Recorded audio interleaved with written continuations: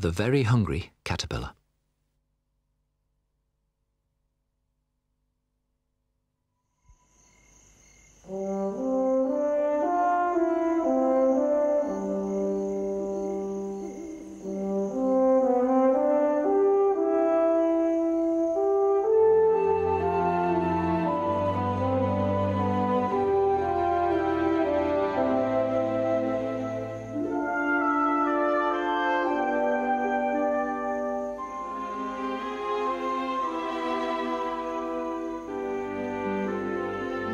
In the light of the moon,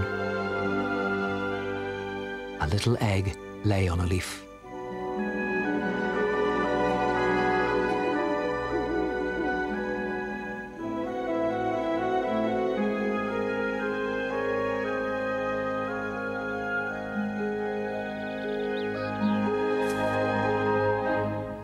One Sunday morning, the warm sun came up and pop!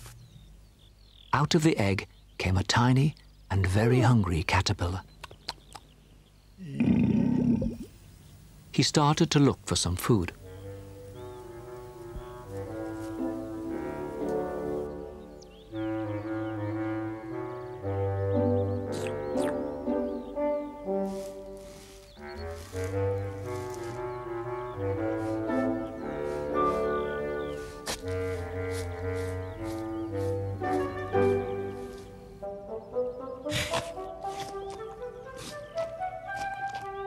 On Monday, he ate through one apple.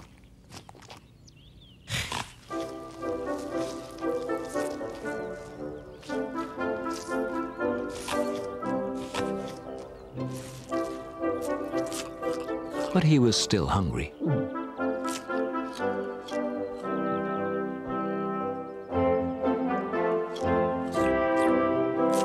On Tuesday, he ate through 2 pears. But he was still hungry.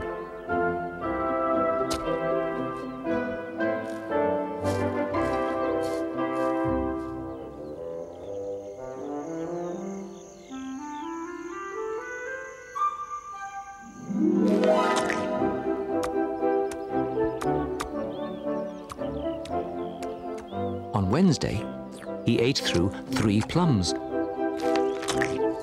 But he was still hungry.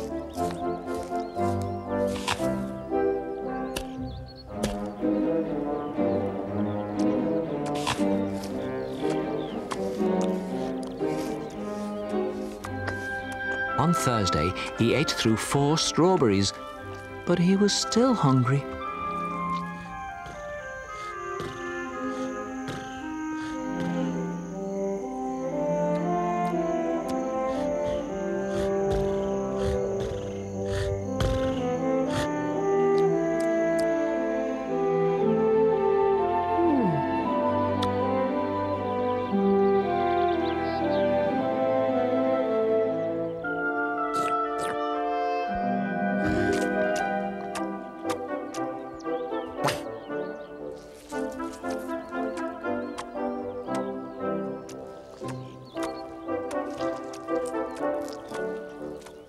On Friday, he ate through 5 oranges, but he was still hungry.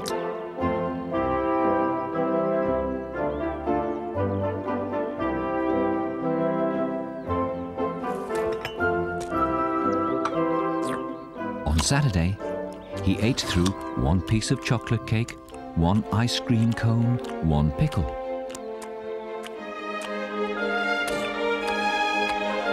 One slice of Swiss cheese, 1 slice of salami, 1 lollipop.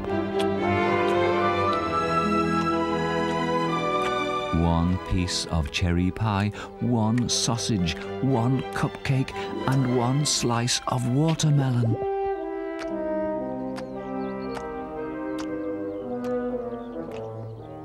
That night, he had a stomachache.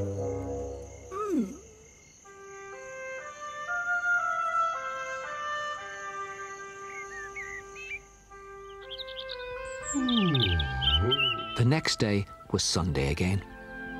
The caterpillar ate through 1 nice green leaf, and after that he felt much better.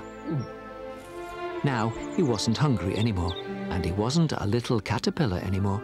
He was a big, fat caterpillar.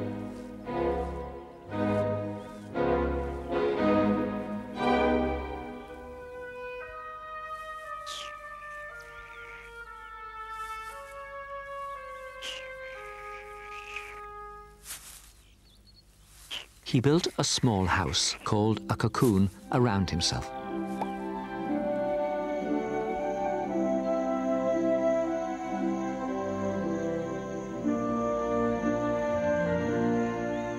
He stayed inside for more than 2 weeks.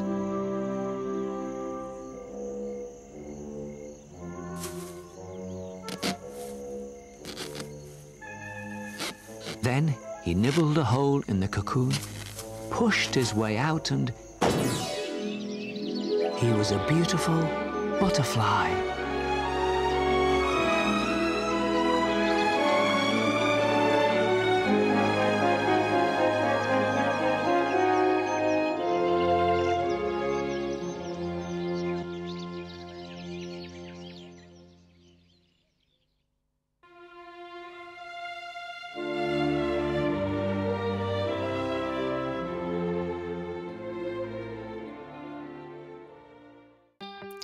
For supplies today, you'll need plain paper in the horizontal fashion, a pencil with an eraser, a juicy black Sharpie or black marker, and some coloring supplies. I think your colored pencils that we got from school would be the best option.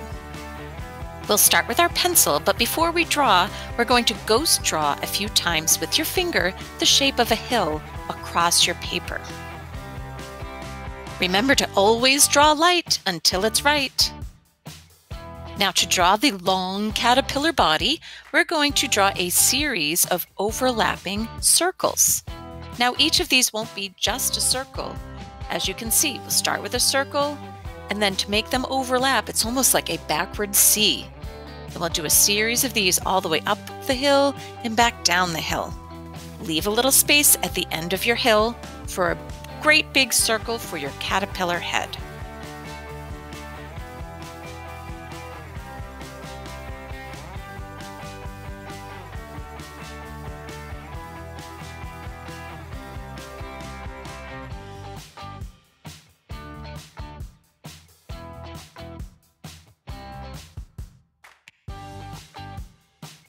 Let's draw a couple of caterpillar feet at the back, a few more in the front.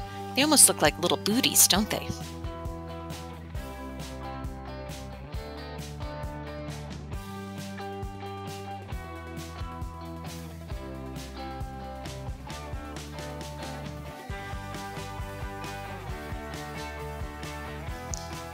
Next, we'll draw some ovals for our caterpillar eyes, and then some concentric ovals inside for the pupils. We'll also draw some long, skinny antennae off the top of the head and a little caterpillar nose.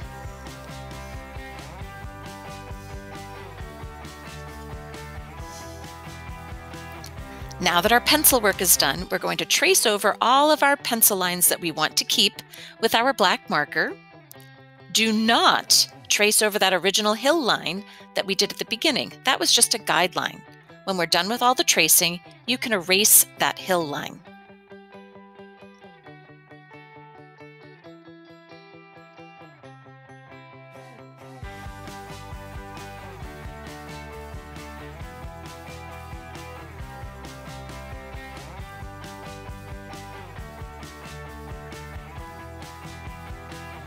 Now, if you use the school colored pencils, you should have 2 shades of green, a light green and a dark green. That's what we're going to use to color in our caterpillar bodies. Now, if you have crayons, that would work too. I would just choose 2 different color greens so it looks similar to the way Carle does his artwork. First, color in the light green in all of those circles. Do you see how I'm using the side of my pencil? That'll make it color in a little quicker for you.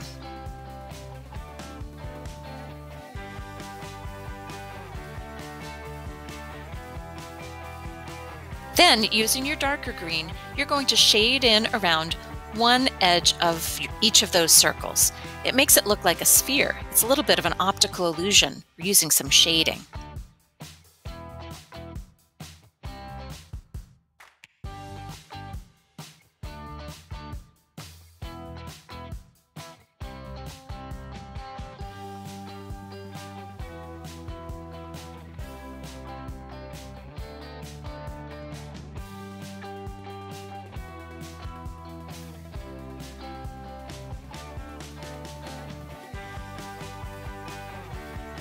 Then you could even use your yellow to add in a highlight at the top of each of those circles. Ooh-wee! I love layered colors.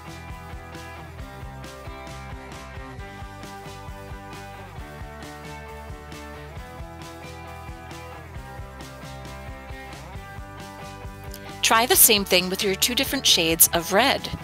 First do the lighter color, and then go use the darker color around the edges to make it look more rounded. You can even color in the ears and the nose and the eyeballs. Don't forget Mr. Caterpillar's little booties! If you notice in Eric Carle's Hungry Caterpillar illustration, he gives his caterpillar a halo-like glow. We're going to do a little bit of a yellow edge along the top side of our caterpillar.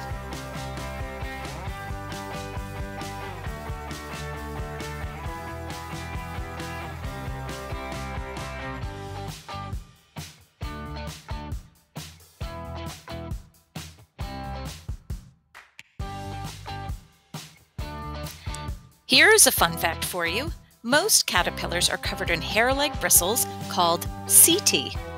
These tiny filaments are often too pale to see, but we're going to give them a colorful upgrade, just like Eric Carle.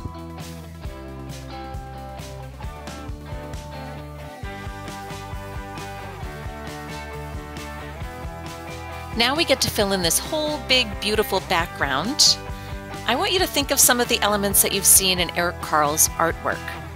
Maybe a sun that's smiling, some colorful polka dots, foods that your caterpillar might eat, a big yummy leaf.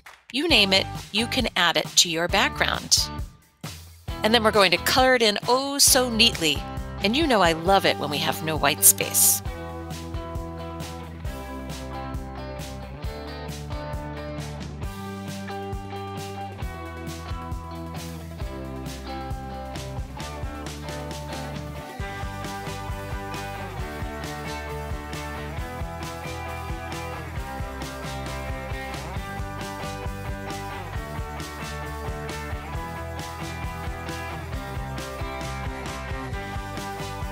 So if I were to put on my future glasses, your artwork might look something like this.